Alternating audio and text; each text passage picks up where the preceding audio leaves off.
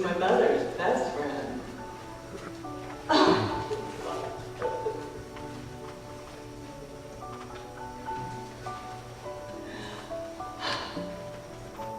I grew up with him.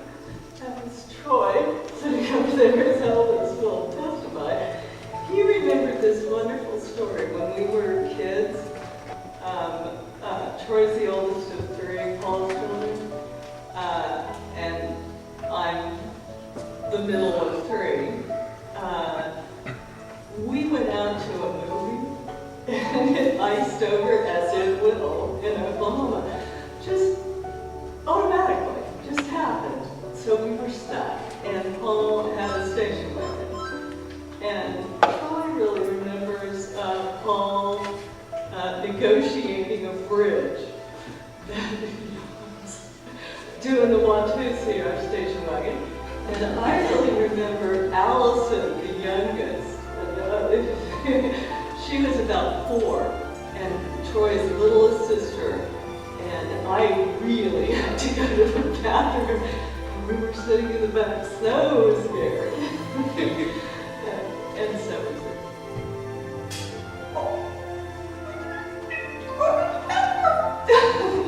And Paul found some nice neighbor lady because we were stuck in a neighborhood somewhere, I don't know, on 13th or something. He found somebody, this nice lady, who let me and Allison go to the bathroom.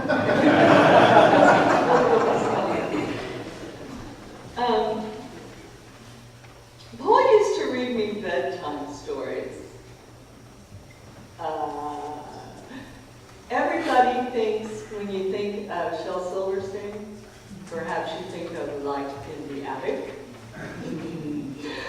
Well, that hadn't been written yet. I got Uncle Shelby's ABCs.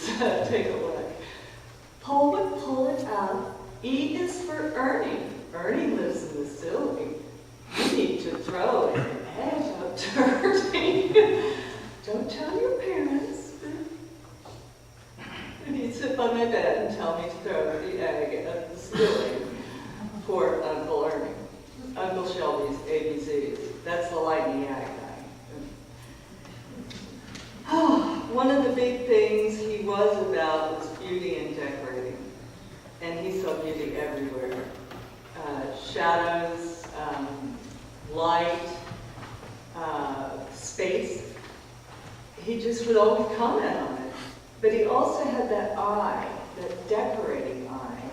One place we went recently a lot to a restaurant, and we'd go out to lunch, a place called Blue in Norman, and we'd sit outside, not too much outside, and he would comment. There was this one strip right above the fence, and it was blue, and it was the right color of blue, but it was somebody else's property, and it was peeling.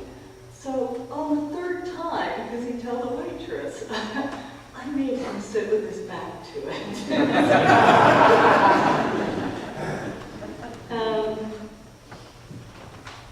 Politically, and you didn't know, somebody might have even been there.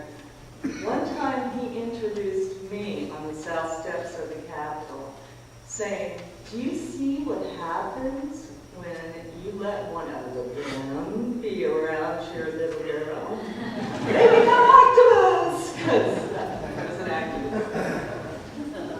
It was good.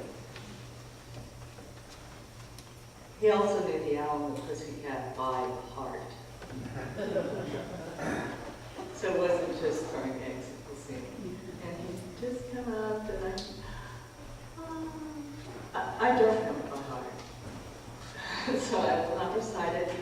What I will recite, because it's written here, if people knew Paul, knew Jordan Parker was a big part